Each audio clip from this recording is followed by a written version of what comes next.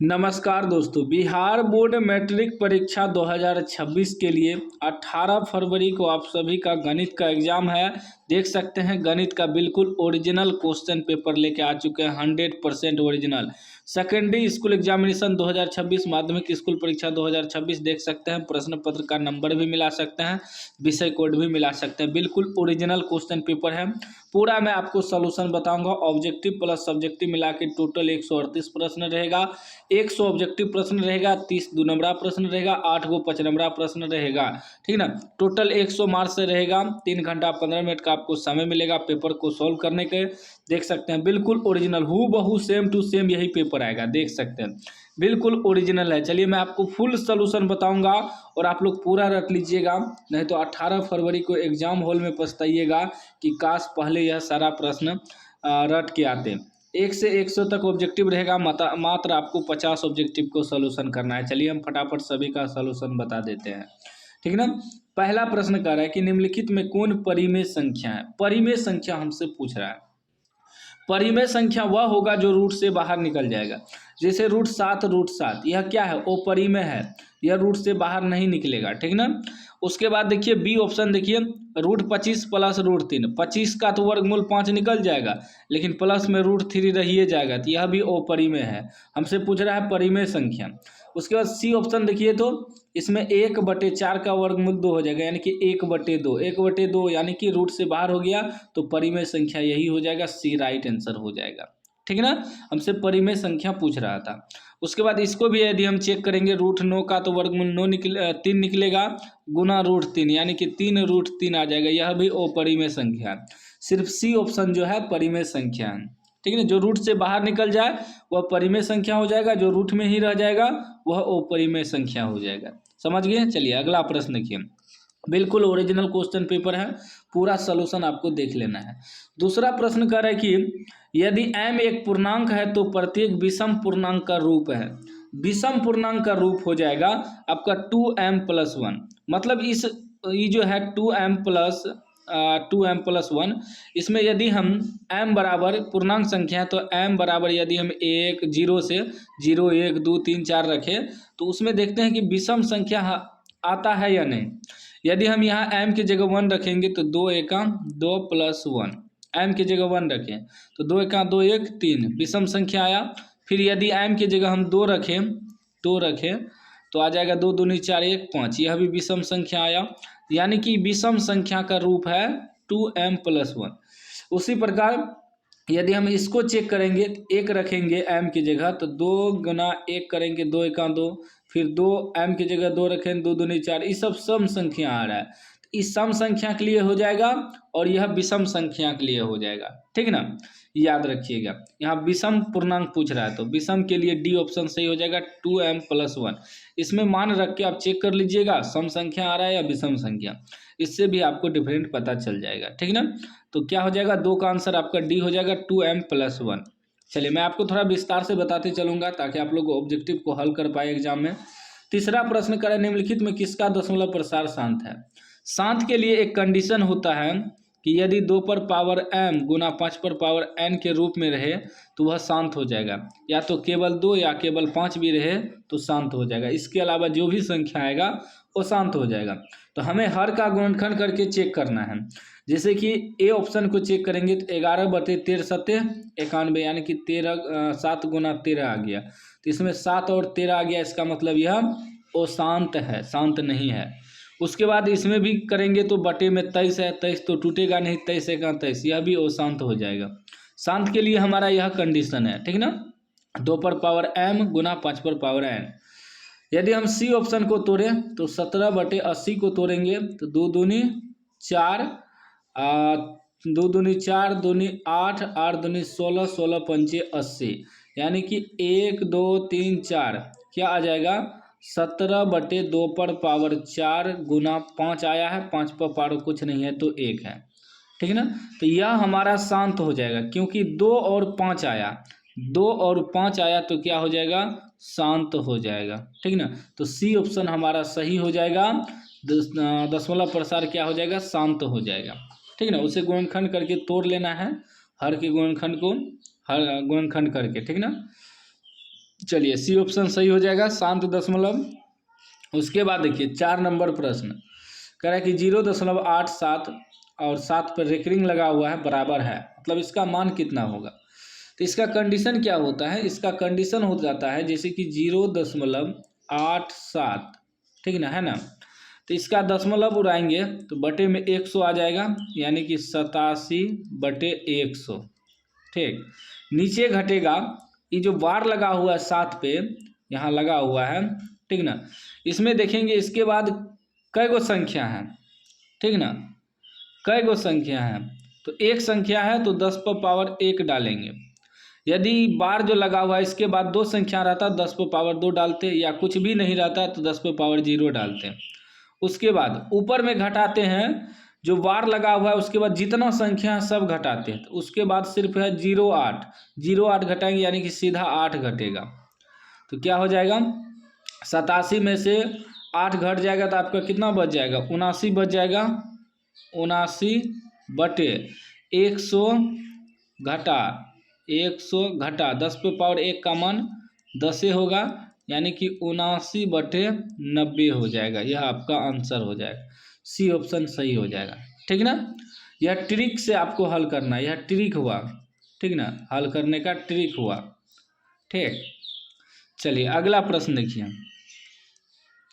Next प्रश्न 5 number क्या कह रहा है, यदि 540 बराबर 2 पर पावर x प्लस 3 पर पावर y प्लस 5 पर पावर z हो तो x plus y minus z बराबर।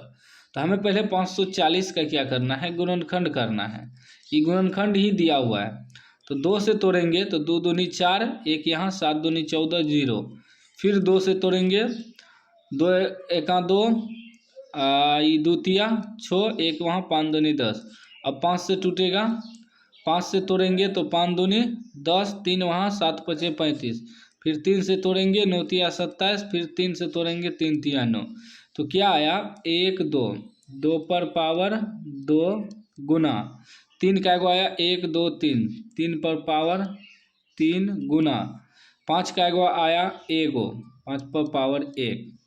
अब यहाँ मिलाइए, 2 2 भी मिल गया, 3 3 भी मिल गया, 5 5 भी मिल गया।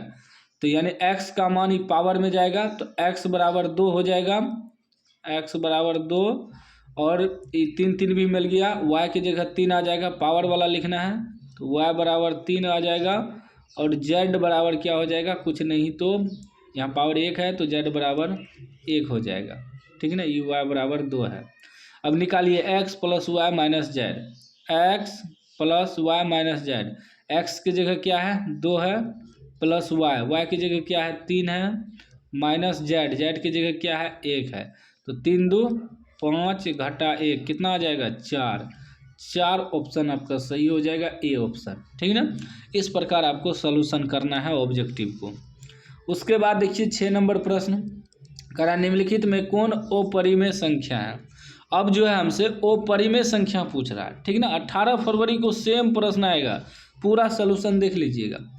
अपरिमेय संख्या बताना क्या है, तो अपरिमेय संख्या वही होगा जो रूट से बाहर नहीं होगा, ठीक ना। यह भी परिमेय संख्या है क्योंकि रूट से बाहर है। यह रूट 13 गुना रूट 13 तो 13 आ जाएगा, रूट से बाहर हो जाएगा क्योंकि रूट गुना होगा तो रूट बाहर हो जाएगा, ठीक ना। कोई भी रूट वाला संख्या सेम से गुना करेंगे तो रूट हट जाता है, तो रूट 13 गुना रूट 13 13 आ जाएगा। तो यह परिमेय संख्या, हमसे वो परिमेय संख्या मांग रहा है। 441 को तोड़ेंगे तो यह भी रूट से बाहर हो जाएगा क्योंकि 441 का गुणनखंड 21 गुना 21 आता है, ठीक ना। इसको भी करेंगे तो 21 गुना 21, यह भी रूट से बाहर निकल जाएगा 21, ठीक। लेकिन डी ऑप्शन को चेक करेंगे तो 10 एका 10, 10 ढंग 100, यानी कि रूट अंडर हो जाएगा 1/10। तो 1 तो वर्गमूल निकल जाएगा, 10 का वर्गमूल नहीं निकलेगा, 1/√10, यानी कि डी ऑप्शन आपका अपरिमेय संख्या हो जाएगा, ठीक ना। क्योंकि रूट से बाहर नहीं निकलेगा, जो रूट से बाहर नहीं निकलेगा वही अपरिमेय संख्या होगा, जो रूट से बाहर निकल जाएगा वह परिमेय संख्या हो जाएगा।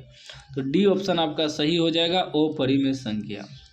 चलिए उसके बाद देखिए 7 नंबर प्रश्न कह रहा है कि यदि m और n दो अभाज्य संख्याएं हैं तो उनका महत्तम समापवर्तक होगा। दो अभाज्य संख्या कोई भी हो तो उसका महत्तम समापवर्तक यानी कि HCF हमसे पूछ रहा है म स। तो दो अभाज्य संख्या कोई भी हो उसका महत्तम 1 होता है, ठीक ना। उसका म स यानी कि HCF 1 हो जाएगा। कोई भी दो अभाज्य संख्या जैसे कि 2 ले लेते हैं, 3 ले लेते हैं, इसका जब म स निकालिएगा, म स का मतलब होता है दोनों में कॉमन चीज़। तो दोनों में 2 एका 2 और 3 एका 3, सिर्फ 3 एका 3, सिर्फ 1 दोनों में मिल रहा है। यदि हम 5 और 7 अभाज्य संख्या है दोनों, इसका भी म स निकालेंगे तो 5 गुना 1, 5 एका 5, 7 गुना 1, 7 एका 7, सिर्फ 1 ही आएगा कॉमन। तो यानी कि दो अभाज्य संख्या का म स 1 आएगा, हमेशा याद रखिएगा, ठीक ना। बी राइट आंसर हो जाएगा। अगला प्रश्न कर रहा है कि ध्यान दीजिएगा 8 नंबर कि दो संख्याओं का गुणनफल 2366 है, उनका लघुत्तम समापवर्ती 182 है, तो महत्तम समापवर्तक होगा। मतलब दो संख्या का गुणनफल 2366 दिया है, तो इसका एलसीएम भी दिया है, लघुत्तम समापवर्तक यानी कि एलसीएम कितना दिया है 182। हमें कह रहा है महत्तम समापवर्तक निकालने यानी कि HCF निकालने। तो एक सूत्र होता है दो संख्याओं का गुणनफल बटे एलसीएम कितना दिया है 182, HCF बराबर सूत्र होता है। यदि HCF दिया रहे तो एलसीएम बराबर भी सूत्र वही होता है, दो संख्याओं का गुणनफल बटे HCF, और जब एलसीएम निकालना है तो दो संख्याओं का गुणनफल बटे HCF, ठीक ना। तो यहाँ हमें HCF निकालना है तो दो संख्याओं का गुणनफल बटे एलसीएम हो जाएगा। तो एलसीएम तो हमें दिया है लघुत्तम समापवर्ती, कटाइए तो इसे कट जाएगा।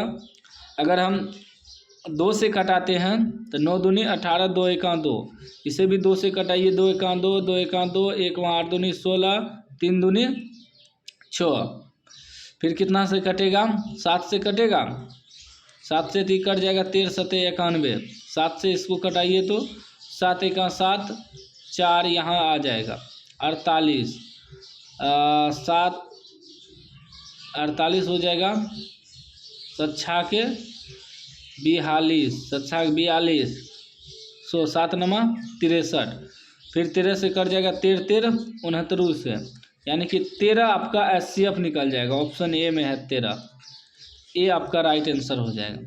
सीधा दो संख्याओं का गुणनफल दिया है, कोई भी एगो मान दिया उससे भाग दे दीजिए, कटा दीजिए, आंसर निकल जाएगा, ठीक ना। उसके बाद देखिए 9 नंबर प्रश्न। 9 नंबर कह रहा है कि निम्नलिखित में किसका दशमलव प्रसार अशांत है। फिर अशांत और शांत वाला आ गया, अशांत पूछ रहा है। तो शांत का कंडीशन क्या होता है, हम बताए थे आपको, 2 पर पावर m गुना 5 पर पावर n के रूप में रहे तो शांत होगा, या केवल 2 रहे या केवल 5 रहे तो भी शांत होगा। इसके अलावा जो भी आएगा वो शांत हो जाएगा। तो पहला को हम लोग तोड़ेंगे, ऑप्शन ए को, तो 11 बटे हर का गुणनखंड करना है। 40 को तोड़ेंगे तो 2 दूनी 4, 4 पंचे 20, 20 दूना 40, यानी कि 11 बटे 2 पर पावर 3 आ गया, 3 को 2 है, गुना 5 पर पावर 1, कि क्या है शांत हो जाएगा क्योंकि इस रूप में आ गया। तीसरा ऑप्शन को तोड़ेंगे, 17 बटे 160 को तोड़ेंगे तो 2 दूनी 4, 4 दूनी 8, 8 दूनी 16, 16 पंचे 80, 80 दूना 160, 1 2 3 4 5, 2 पर पावर 5 गुना 5 1 आ गया, ठीक ना। यह भी शांत हो जाएगा। इसको चेक करते हैं, 200 को तोड़ेंगे, यह भी उतना ही आएगा, 2 दूनी 2 पंचे 10, 10 दूना 20, 20 पंचे 100, दूना 200, 1 2 3, यानी कि 2 पर पावर 3 गुना 5 पर पावर 1, यह भी शांत होगा क्योंकि 5 और 2 और 5 आ गया, यानी कि डी ऑप्शन जो है यह अशांत हो जाएगा, डी ऑप्शन। इसको भी चेक करते हैं, 13 बटे 441 को तोड़ेंगे, 441 का गुणनखंड करिए तो 7 से टूटेगा, 7 छाके 42, 2 7 21, फिर 7 से 9 सत्ते 63, 3 तिया 9। देखिए इसमें 7 और 3 आ रहा है, 7 3 आ रहा है तो इसका मतलब यह अशांत हो जाएगा, अशांत। क्या हो जाएगा अशांत, यानी कि डी ऑप्शन आपका सही हो जाएगा। हमसे अशांत ही पूछ रहा था, अशांत क्या हो जाएगा डी ऑप्शन, ठीक ना। तो उम्मीद है आप समझ गए होंगे। चलिए नेक्स्ट प्रश्न हल करते हैं। समझते चलिएगा ना, मैथ में आगे दिक्कत नहीं होगा आपको। 10 नंबर का यदि p बराबर ए बी क्यूब तथा q बराबर a पर पावर 4b, जहाँ p q धनात्मक पूर्णांक a कोमा b अभाज्य संख्या हो, तो p और q का लघुत्तम समापवर्त्य हमें निकालना है इसका। तो a लघुत्तम का मतलब होता है LCM। LCM में क्या होता है, जो सबसे ज़्यादा पावर होता है उसको लिखते हैं। तो सबसे ज़्यादा पावर यहाँ a पर पावर 4 है, a पर पावर 4 लिखेंगे। पहले a वाला को देखना है, उसके बाद सबसे ज़्यादा पावर b और b क्यूब में देखिए तो b क्यूब सबसे ज़्यादा है तो b क्यूब लिखेंगे, यानी कि a पर पावर 4 और b क्यूब इसका आंसर हो जाएगा। a पर पावर 4 और b क्यूब, यानी कि सी ऑप्शन आपका सही हो जाएगा, ठीक ना। एलसीएम में सबसे ज़्यादा पावर वाला लिखते हैं, याद रखिएगा। लघुत्तम समापवर्त्य मतलब एलसीएम निकालना है, सी ऑप्शन आपका सही हो जाएगा। अगला प्रश्न देखिए 11 नंबर का, निम्नलिखित में कौन सा युग्म सह अभाज्य है। सह अभाज्य का मतलब होता है जिसमें सिर्फ कॉमन एक हो, ठीक ना। जैसे 21 और 105 को तोड़ेंगे तो 7 या 21 7, दोनों में 7 कॉमन आ रहा है, नहीं होगा, सिर्फ एक कॉमन आना चाहिए। 15 को 15 45, 15 1 15, इसमें 15 कॉमन आ जाएगा। उसके बाद 9 और 16, हाँ 9 को तोड़ेंगे तो 3 तिया 9 और 16 को तोड़ेंगे तो 4 चौके 16, इसमें कुछ नहीं कॉमन आ रहा है तो एक जरूर कॉमन आएगा। तो एक जिसमें कॉमन आएगा वही सह अभाज्य होगा, यानी कि बी ऑप्शन आपका सही हो जाएगा 11 नंबर का। सिर्फ एक कॉमन आना चाहिए सह अभाज्य संख्या में, सिर्फ। चलिए अगला प्रश्न की हम 12 नंबर करेक्ट 0.3125 को p/q के रूप में लिखा जा सकता है। तोड़ेंगे इसको 0.3125, इसका दशमलव उड़ाएंगे तो 1 2 3 4, 1 पे 4 शून्य आएगा, ठीक। अब कटाइए 5 से कटाएंगे, 5 दूनी 10, 3 गो शून्य आ जाएगा। 5 से इसको कटाएं, 6 पंचे 30, 1 यहाँ 12, 5 से कटाएं 5 दूनी 10, फिर 2 यहाँ 5 25। अब फिर 5 से कटाइए, 5 से कटाएंगे 5 चौके 20, 2 गो शून्य आ जाएगा। 5 से इसको कटाएं, 5 1 5, 1 यहाँ 12, 5 दूनी 10, फिर 2 यहाँ 5 25, फिर 5 से कटेगा। 5 से कटाएंगे तो 8 पंचे 40, 1 गो शून्य आ जाएगा। 5 से इसको कटाएंगे, 5 दूनी 10, 2 वहाँ 25 25, फिर 5 से कट जाएगा। 5 से कटाएंगे तो 16 पंचे 80 और 25 25, यानी कि 5/16 यह निकल गया p/q के रूप में। 5/16 है, ऑप्शन बी में है, बी आपका राइट आंसर हो जाएगा, ठीक ना। चलिए अगला प्रश्न देखिए 13 नंबर कह रहा है निम्नलिखित में कौन सा बहुपद है। बहुपद कौन कौन होता है इसका ट्रिक देखिए। यदि कोई भी, जैसे कि बहुपद में x इसमें लगा हुआ है तो a से लेके z तक कुछ भी हो सकता है, ठीक ना। तो मान लीजिए x है तो x नहीं रूट में रहना चाहिए, नहीं x पे पावर माइनस कुछ भी 1 2 5 10 कुछ भी नहीं होना चाहिए, ना ही किसी के बटे में x होना चाहिए, कोई भी संख्या के बटे में। अगर ये तीनों मिल जाए तो समझ लीजिए बहुपद नहीं है। ये तीनों कंडीशन कहीं भी दिखे तो बहुपद नहीं है। तो सबसे पहला कंडीशन देखिए, तो यहाँ सबसे पहला कंडीशन इसमें देखिए 4 तो है लेकिन x भी है रूट में, ये बहुपद नहीं है। अंक रह सकता है रूट में लेकिन x y z ये सब रूट में नहीं होना चाहिए। यहाँ भी बटे में है x, तो इसका मतलब यह भी बहुपद नहीं है। यहाँ भी x जो है रूट के अंदर है, यह भी बहुपद नहीं है। यह आपका बहुपद हो जाएगा, क्यों?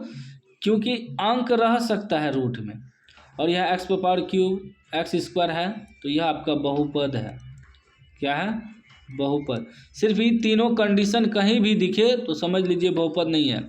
माइनस पावर कुछ भी नहीं होना चाहिए, -1 -2 -5 पावर में नहीं होना चाहिए, माइनस में, ना ही रूट में होना चाहिए x और ना ही बटे में होना चाहिए x।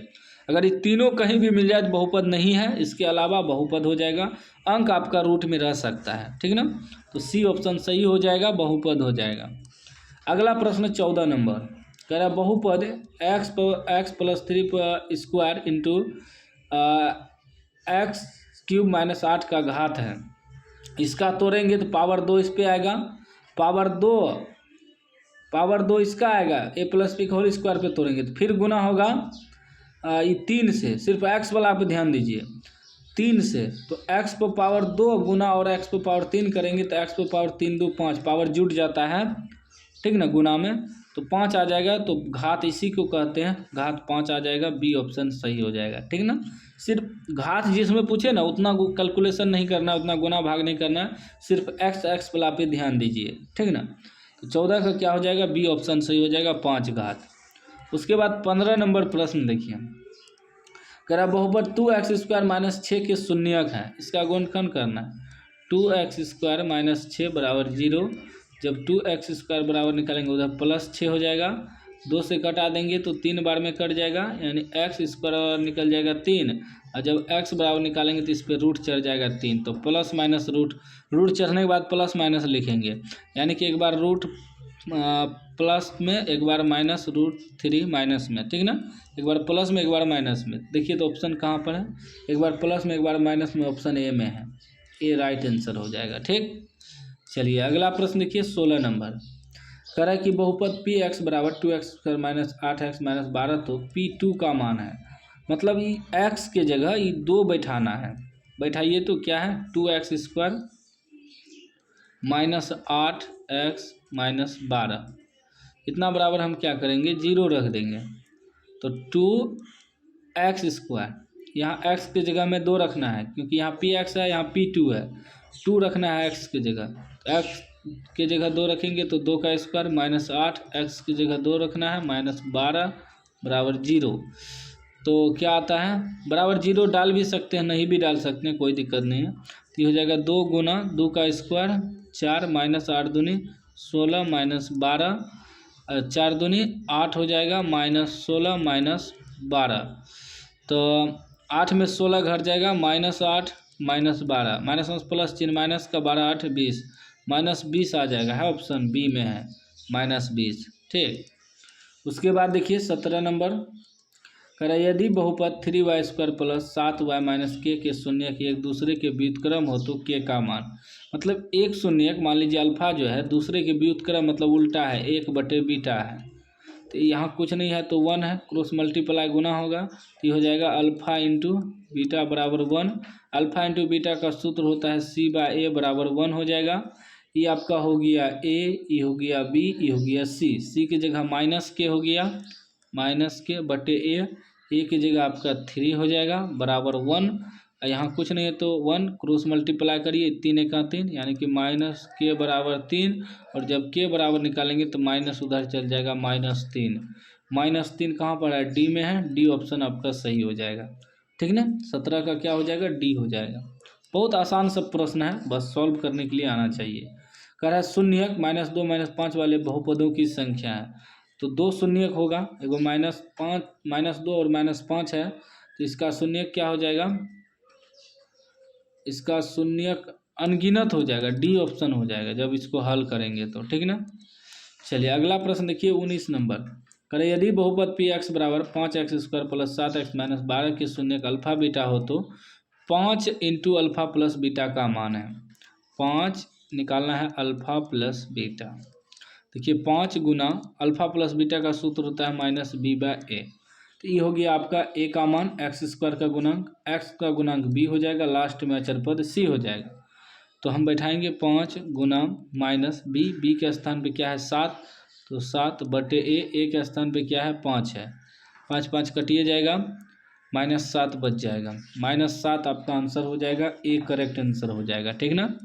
चलिए अगला प्रश्न देखिए 20 नंबर, कह रहा यदि alpha comma beta comma gamma त्रिघात बहुपद इतना इतना के शून्यक हो तो alpha into beta into gamma, मतलब अल्फा गुना बीटा गुना गामा का सूत्र क्या होगा, सूत्र ही पूछा है, तो वह आपका हो जाएगा -d/a, याद रखिएगा डी ऑप्शन हो जाएगा -d/a, ए, ई जो डी है ई माइनस लगेगा बटे ए, यही सूत्र हो जाएगा। ठीक, उसके बाद देखिए तो 21 नंबर प्रश्न कितना आसान है। करा रे यदि रेखाएं 5x प्लस पी वाई बराबर 6 और 15x माइनस 9 वाई बराबर 12 हो समांतर है तो p का मान, समांतर कब होता है? समांतर होता है यदि a1 बाय a2 बराबर b1 बाय b2 बराबर नोट c1 बाय c2 हो। एक बार देख लेते हैं, इस रूप में रहेगा तो वह क्या हो जाएगा? समांतर होगा। तो ये आपका हो गया a1, ये हो गया b1 और ये हो गया c1 पहला समीकरण का। दूसरा ई हो जाएगा a2, ये हो जाएगा b2 और ये हो जाएगा c2। बैठाइए तो a1 बाई a2, a1 आपका 5 है बटे a2 आपका 15 है बराबर b1 बाई b2, b1 आपका p हो जाएगा और b2 आपका 9 हो जाएगा बराबर note c1 by c2, c1 आपका 6 हो जाएगा और c2 आपका 12 हो जाएगा। आप इन दोनों को बराबर में रख के हल कर सकते हैं या इन दोनों को, हम इन दोनों को रखते हैं तो 15 गुना p करेंगे तो 15p बराबर 9 पचे 45, 15 से कट जाएगा 3 बार में, p का मान 3 निकल गया। 3 यानी कि ऑप्शन ए आपका राइट आंसर हो जाएगा। ठीक है ना। चलिए अगला प्रश्न देखिए 22 नंबर प्रश्न कर रहा है कि यदि दो चरों में दो रैखिक समीकरणों के आलेख प्रतिच्छेदी रेखाएं हो तो हलों की संख्या होगी। यदि प्रतिच्छेदी रेखाएं होगी तो हलों की संख्या सिर्फ एक होगी, बी राइट आंसर हो जाएगा। अगला प्रश्न देखिए कह रहा है कि इतना इतना इतना है तो एक्स वाई का मान निकालिए। इसमें एक्स वाई का मान निकालना है यानी कि विलोपन विधि से जब समीकरण को कटाएंगे तो एक्स वाई का मान निकलेगा। कितना है? 5x माइनस 8y बराबर 0। उसके बाद ये है 10x माइनस 18y बराबर 0। यदि हम समीकरण को एक को 2 से गुना कर देंगे तो 5 दूनी 10, x x कट जाएगा तो यहाँ लिख देंगे समीकरण एक को 2 से गुना करेंगे। ठीक ना, तो ये हो जाएगा 5 दूनी 10x, थोड़ा शॉर्टकट कर रहे हैं, ऑब्जेक्टिव है ना। फिर 8 दूनी 16y बराबर 0 से 2 गुना होगा 0 और ये हो जाएगा 10x माइनस 18y बराबर 0। माइनस प्लस है तो माइनस माइनस ये कट गया, ये प्लस हो गया है माइनस, 18 में से 16 घट जाएगा 2y बराबर 0 यानी y बराबर उधर जाएगा तो 0 हो जाएगा। फिर समीकरण में रख के देखेंगे x माइनस 8y की जगह 0 रख के देखेंगे बराबर 0, क्योंकि y का मान 0 आया है तो 5x यह 0 हो जाएगा। ठीक ना, x बराबर भी 0 हो जाएगा यानी x का मान 0 और y का मान भी 0, x का मान 0 y का मान 0, सी ऑप्शन सही हो जाएगा। ठीक ना। उसके बाद देखिए तो 24 नंबर करा A X square plus B X plus C बराबर 0 तो मूल समान हो। मूल समान होता है यदि डी बराबर 0 हो। डी का सूत्र होता है बी स्क्वायर माइनस 4ac बराबर 0। बी के जगह बी ए है और माइनस 4ac, जब बी स्क्वायर बराबर निकालेंगे प्लस 4ac हो जाएगा। ठीक ना,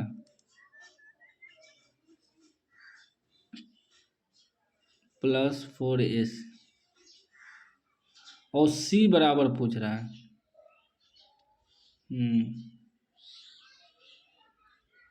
जब हम सी बराबर निकालेंगे यानी कि बी स्क्वायर बराबर उधर प्लस 4ac पूछ रहा है, 4ac हो जाएगा। बी स्क्वायर जब हम ac बराबर निकालेंगे 4a बटे में आ जाएगा बराबर c, तो बी स्क्वायर बटे 4a, बी स्क्वायर बटे 4a ऑप्शन बी आपका सही हो जाएगा। चलिए अगला प्रश्न देखिए 25 नंबर करा निम्नलिखित में कौन सा द्विघात समीकरण नहीं है। द्विघात समीकरण नहीं है मतलब जिस पे पावर एक्स स्क्वायर नहीं आएगा वह द्विघात समीकरण नहीं है। इसको जब हल करिएगा सी ऑप्शन नहीं आएगा क्योंकि इधर भी स्क्वायर है उधर स्क्वायर मिलके कट जाएगा। ठीक ना। 26 नंबर कह रहा है कि द्विघात समीकरण x square minus 7x plus 12 बराबर 0 का एक मूल 3 हो तो इसका दूसरा मूल होगा। एक मूल 3 मालूम है तो दूसरा मूल ज्ञात करना है, तो गुणनखंड करके चेक करना होगा।